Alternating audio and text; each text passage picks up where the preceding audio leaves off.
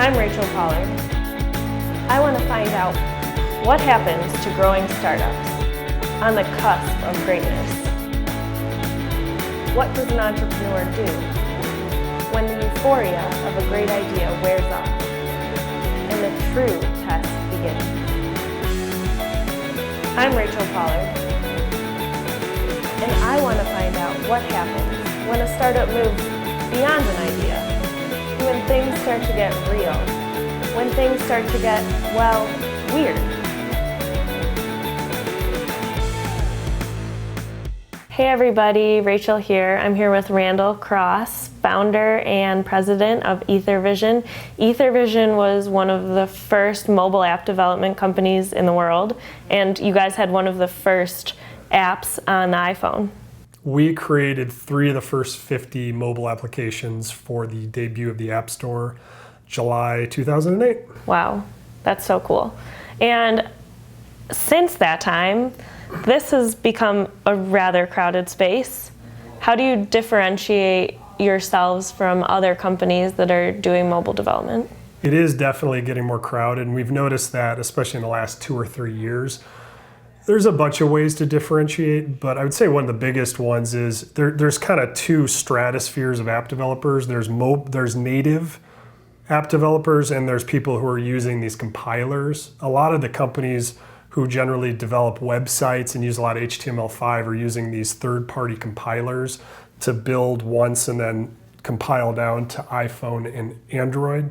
We are native application developers, which means that we develop natively on the little ones and zeros of the phone for the iPhone and Android. So for the iPhone and iPad, obviously, it's Objective-C, or now Apple's new language called Swift or Swift 2.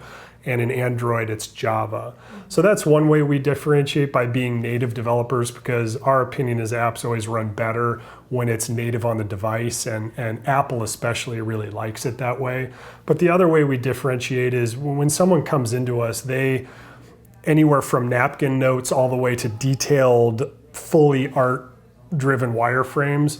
We've developed so many applications now, we've had so many hits of our own and failures of our own, that we can quickly look at something and tell them our opinion of how to make the application better, whether it's for their customers or it's for their inside sales force or whoever it's for. But we are very good at coaching them and making the application better than they ever thought it would be when they walked in our doors. Mm-hmm. Interesting. And you guys have a huge following on social media. We do. How did you attain that, and what advice do you have to other people who are looking to do something similar? In social media specifically? Yeah. That's a good question. We iPhone team is a Twitter account we have with 425,000 followers, and they're very active followers too. A lot of these social media companies actually have all these fake followers to make them look really big, but we actually have a real following.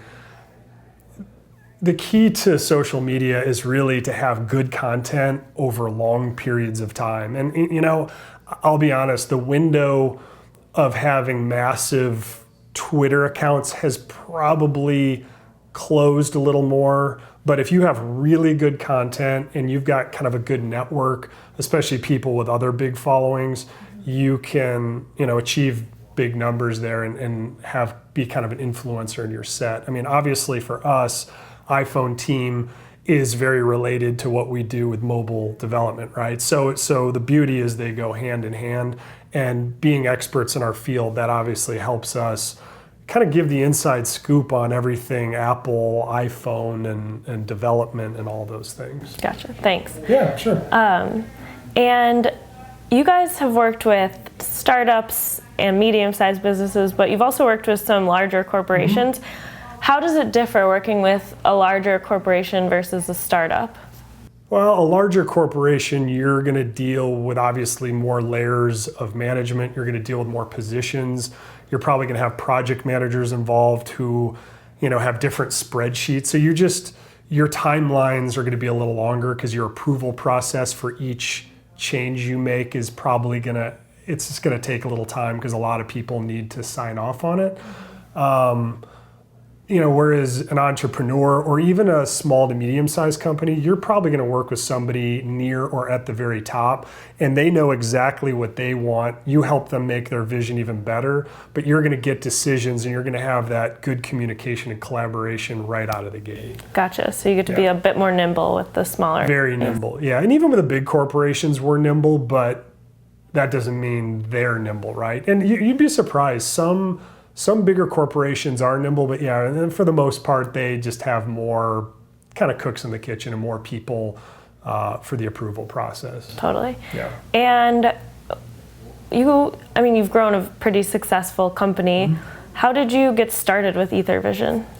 Well, we got pretty lucky actually. So I used to work at MTV in sales and marketing back in the 1990s and 2000s, and I've always been a tech guy. I've always been an Apple guy. I had a friend, actually someone I've known since kindergarten, one of my best friends was inside Apple. And if you remember, the iPhone came out in 2007 and it was just utterly mind-blowing, right? It basically made every other phone scrap metal. Right. And then it was a full year before people like us, the third-party developers, as Apple calls us, were allowed to make apps for the iPhone. So I think late 2007, right when they announced the program publicly, he called me. He's like, I know you're getting ready to leave MTV. He's like, get into this business. This is going to be huge. And the irony is, I don't even think he or even Apple knew how big this category and just app development, they had no idea how big it would be back then. But I mean, look at it now. Like you said, more competitors are coming in every day, and it's an awesome space to be in. Totally. And yeah, so cool that you were able to get in there at the beginning. Yeah. So I'd call it 100% skill, but there's some luck too, because if he hadn't called me, I'd like to think we would have gotten in that market right at the ground floor like we did, but who knows? Why do you do what you do? I got really, really lucky. I have the other owner of the company, Aaron Basil, and I have, we founded Ethervision. We've got a great vision, but we absolutely love making mobile applications. Like when we wake up and we work with clients, we're always looking to see how we can improve upon what their idea is based on the successes and failures we've had in the past with different applications. And I don't know, when you're just open and candid with your clients and you can really help them put the best possible product out there, it just makes you, kind of puts a spring in your step and just makes you happy to do what you do. We talk a lot about entrepreneurial books and how they help form companies and the people within those companies. Do you have a book that's really shaped your entrepreneurial journey?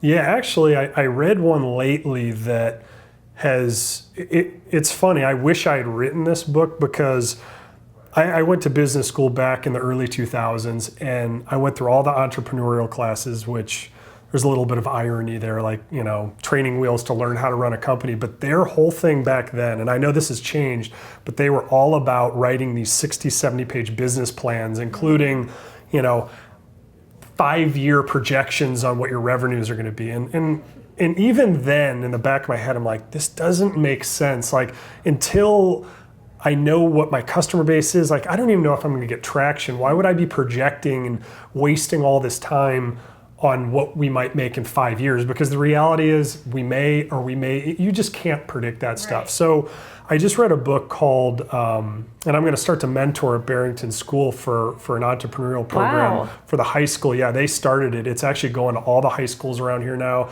But Ash Moria, Running Lean, is a great book. And the reason it's so good is because they basically say when you start a business, don't create some long business plan because that's a waste of time. He wants you to have one-page template. It's like a PowerPoint sheet that has like 8 or 9 boxes in it. And it's like, what's your goal? Who's your customer? It just gets you to think about that stuff.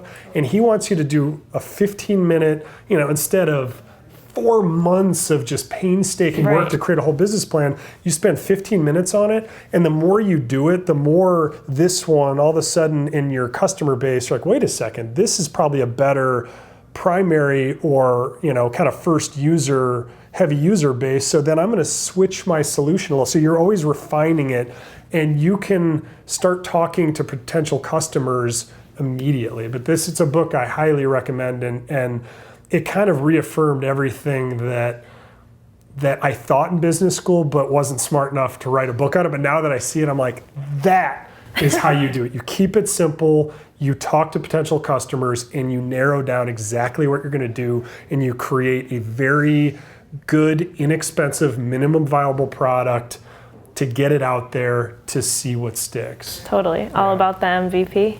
Yeah, I know that's the buzzword. And I don't like using buzzwords, but in that sense, when we work with even corporations, sometimes they'll come to us with 150 pages of wireframes or just notes on what they want their app to do, and we'll say to the company like, look, this is great, but you may want to make this what you have here year 4. You want to start in small phases. So even a big company should really be thinking MVP. Like, what is the core thing that your company and this app is going to do for your customer or your employees? And then once you do that, your employees will give you so much feedback on that core functionality when it's live to say, hey, can you add this, this, and this? And it might go in a direction that you hadn't anticipated if you did everything at once, and you just kind of confuse your users because there's almost too much there. Does that make sense? Totally. Yeah. Awesome.